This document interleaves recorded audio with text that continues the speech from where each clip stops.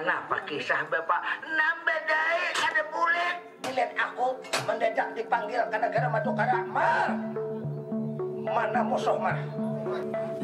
Bima ditelepon, Gatot Kaca ditelepon. Indonesia terkenal dengan budayanya yang sangat beragam. Kalimantan Selatan sendiri termasuk di dalamnya. Wayang kulit Banjar menjadi salah satu yang sampai saat ini masih eksis di daerah Kalimantan Selatan, khususnya di Kampung Barikin, Hulu Sungai Tengah.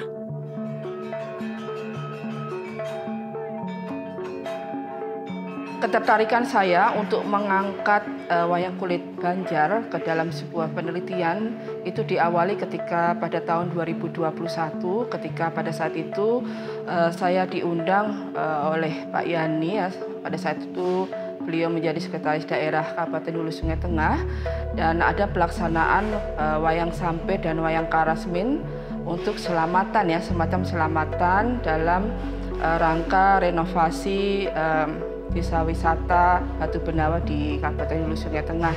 Nah, pada saat itu saya sangat tertarik untuk melihat bahwa ternyata di Kalimantan Selatan, di Kabupaten Hulu Sungai Tengah ini ada pertunjukan wayang kulit Banjar yang memang masih disukai dan diminati oleh masyarakat di sana.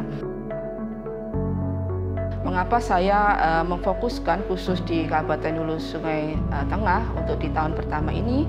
Karena memang di kabupaten ini, khususnya di Kampung Barikin ini sebagai pusat wayang kulit Banjar. Kenapa sih dulu namanya Kampung Barikin begitu, ya? Dulu kan itu namanya Pamatang Kamban, kemudian Jakpaka Baris, kemudian akhirnya menjadi Barikin. Barikin itu dari beberapa wawancara yang saya ikuti kepada para narasumber mengatakan bahwa semua orang yang ada di Barikin itu dulu bisa menguasai seni, ya. Kalau tempatnya memang pas di sini, karena seluruh dari ujung situ sampai sini rata-rata orangnya ketujuh kesenian. Kalau siapapun anak belajar ke sini, kami terima dengan tangan terbuka. Tanpa bayaran apapun, siapa anak belajar silahkan ke sini. Kami kada memalarakan karena menghindari agar supaya musik gamelan maupun wayang jangan sampai punah. Siapapun yang anak belajar silahkan datang ke sini, kami kada memungut biaya. Di tengah pesatnya perkembangan zaman, di mana beragam jenis hiburan mulai bermunculan, wayang kulit Banjar ini masih menjadi pertunjukan pilihan warga lokal untuk beragam kegiatan. Dari penelitian tahun kemarin ini kita melihat bahwa ternyata wayang kulit Banjar ini masih eksis, ya, masih eksis sampai sekarang. Dan ini dibuktikan ketika saya kemarin melakukan penelitian hampir 20 hari lebih di sana. Saya melihat pertunjukan hampir 4 kali di sana. Yang suka tuh masih banyak lah. Tergantung ini tempat mainnya di mana. Karena kalau kita bicara tampilan wayang Banjar ini kan ya di Kalimantan Selatan sendiri, misalkan contoh di Tapin, daerah Tapin, di Rantau, itu pasti banyak penontonnya. Karena apa? Mereka semua masih menjunjung nilai-nilai yang ada dalam wayang kulit itu sendiri. Nah, jadi penonton, ya dalam hal ini nggak bisa terlepas lah hubungan antara penonton dan wayang kulit sendiri kan. Karena apa? Penonton ini salah satu pelestari wayang kulit juga. Dengan cara ya jadi penonton tadi. Nah, kita nggak perlu bisa nyindin, nggak perlu bisa nambang, nggak perlu bisa main gamelan, nggak perlu jadi dalang untuk melestarikan wayang kulit. Ya jadi penonton salah satunya. Hal termudah itu pelestari wayang kulit ini adalah penonton. Adanya seni modern yang menggeser seni tradisi, keberadaan kesenian tradisi seperti wayang kulit Banjar ini mulai tergeser, ya, atau ya tidak terlalu disukai oleh generasi muda. Tetapi ketika kami menonton pertunjukan tersebut di Telaga Langsat ataupun yang kemarin kami lihat di Kabupaten Tapin ini, anak-anak muda, anak-anak ini antusias dan memiliki minat tersendiri ketika mengikuti pertunjukan itu. Kalau nyawa wayang Banjar kurang eksis lagi di Kalimantan Selatan, kenapa dalangnya semakin banyak? Sekarang total dalang di Kalimantan Selatan ada 29 dalang. Kalau dahulu, dalang cuma ada sekitar 9 dan 10. Ini kalau kita data semuanya sama yang anak-anak itu hampir 36. Berarti kan makin banyak dalangnya, berarti penggemar wayang masih banyak. Yang kada ada lagi sekarang yang kada eksis cuman Kabupaten Hulu Sungai Utara. Memang wayang kulit Banjar itu memiliki beberapa fungsi ya di tengah masyarakat di Kabupaten Hulu Sungai Tengah maupun di kabupaten lain yang masih menanggap wayang kulit Banjar ini. Jadi tidak hanya untuk keperluan ini ya, acara-acara misalnya pengantinan, kemudian misalnya untuk hiburan yang lain, sunat dan lain sebagainya, wayang itu juga bisa ditanggap atau ditampilkan di acara-acara misalnya hari jadi pemerintah dan lain sebagainya. Kemudian juga untuk media pengobatan. Jadi jenis wayang itu di wayang kulit Banjar ini ada 3, yaitu ada wayang sampir atau wayang babunga tahun, kemudian ada wayang hiburan atau karasmin yang biasa digunakan untuk hiburan, kemudian ada wayang tatamba, yaitu wayang sebagai media pengobatan. Jadi ketiga jenis wayang itu juga sampai dengan sekarang masih dilaksanakan ya, tergantung dari si penanggap atau pengundang wayang tersebut.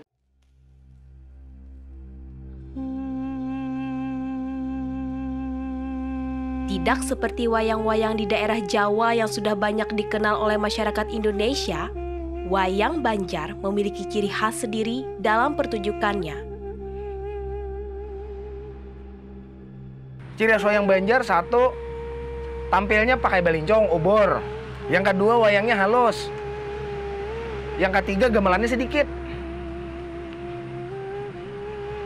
Sindennya kada bebinian, dalang itu sinden.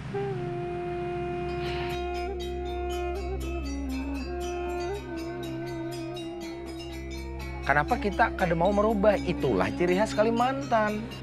Bisa pakai listrik. Jawa kan pakai lampu, pakai lampu listrik.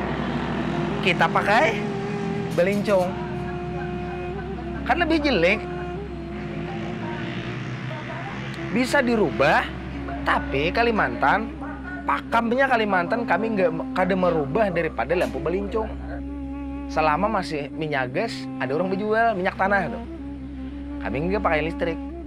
Itulah ciri khas wayang Kalimantan.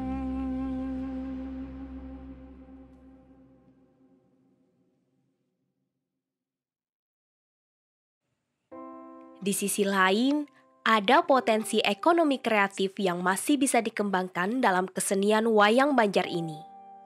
Dengan adanya kegiatan ekonomi kreatif ini, tentu akan berpengaruh besar bukan hanya di sisi ekonominya, tapi juga keberlangsungan seni wayang kulit Banjar itu sendiri.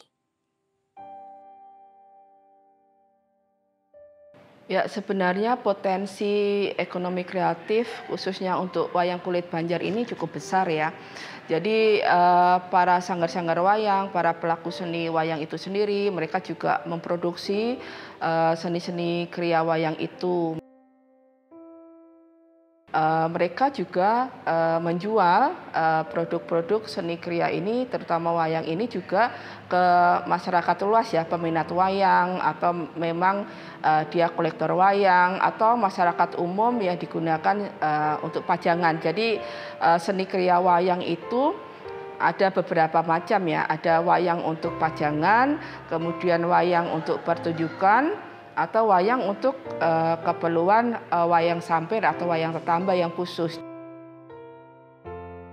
Nah, kemarin pemerintah Hulu Sungai Tengah sudah membuat galeri, tetapi galerinya tidak di Hulu Sungai Tengah, tetapi di Bali. Tahun kemarin sudah dilakukan pembukaan, dan di sana sudah ditampilkan hasil-hasil karya seni, bukan hanya wayang, tetapi juga karya-karya seni lain yang ada di Kabupaten Hulu Sungai Tengah.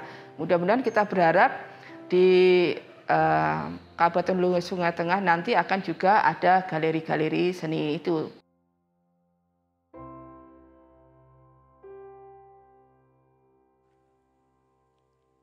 Di balik keberadaan wayang kulit Banjar yang masih diminati hingga saat ini, banyak kendala yang tentu menjadi tantangan khususnya bagi pegiat seni wayang kulit Banjar.